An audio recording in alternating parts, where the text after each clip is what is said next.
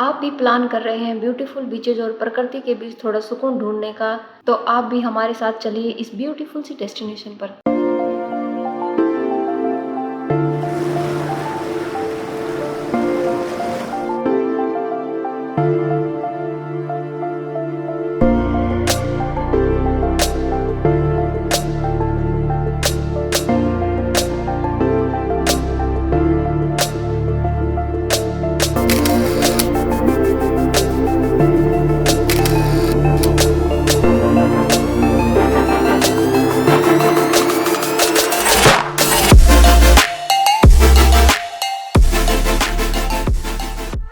हम आपको लेकर चलते हैं महाराष्ट्र के एक छोटे से टाउन में। यहाँ आने के लिए मैंने दिल्ली से ट्रेन ली और पहुँच गई मुंबई। मुंबई से मेरी दूसरी ट्रेन ने मुझे उतार दिया खेड़ रेलवे स्टेशन पर।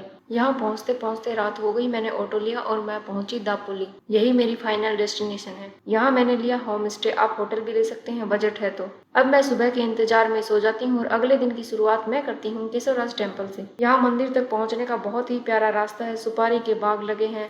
पहाड़ पर चढ़ने के लिए सीढ़ियाँ बनी हुई हैं। माना जाता है इस मंदिर में पांडव अज्ञातवास के समय रुके थे। यहाँ पर मुझे आधे से ज्यादा दिन लग गया। अब लंच कर थोड़ा आराम करने के बाद मैं चल देती हूँ पलांडे बीच की ओर। यहाँ पर आकर मैंने पहली बार समुद्र देखा। मुझे बहुत डर लगा पहले तो देखकर, फिर यहीं पर बीच पर बैठकर मैंने सनसेट का आनंद लिया और इस खूबसूरती को आंखों में कैद कर मैं अपने दिन को यहीं पर खत्म करती हूँ।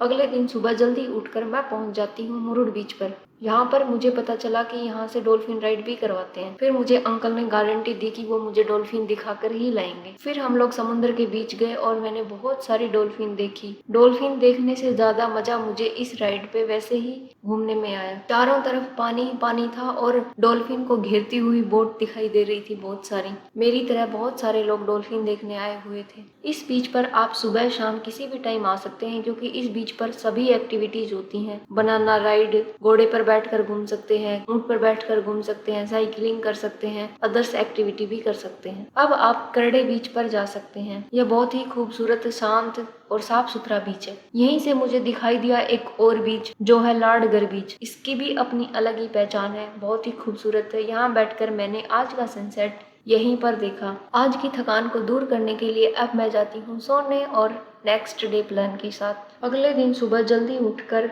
मैं चल देती हूँ KLC बीच के लिए। यह भी ब्यूटीफुल बीच है और इससे भी ब्यूटीफुल है इस तक पहुँचने का रास्ता। कोंकण है ही बहुत खूबसूरत। बारिश में ये अलग ही व्यू देता है। यहीं पास में पड़ता है अंजरले बीच। यहाँ भी आ सकते हैं आप लोग। शाम के समय मैं जाती हूँ परशुराम भूमि। कहते हैं जब भगवान परशुराम ने पृथ्वी को क्षत्रिय विहीन कर दिया था तो यहाँ आकर उन्होंने अपना फरसा धोया था। यहाँ से समुद्र के 2 कलर दिखाई देते हैं। शाम होने की वजह से मैं तो नहीं देख पाई थी।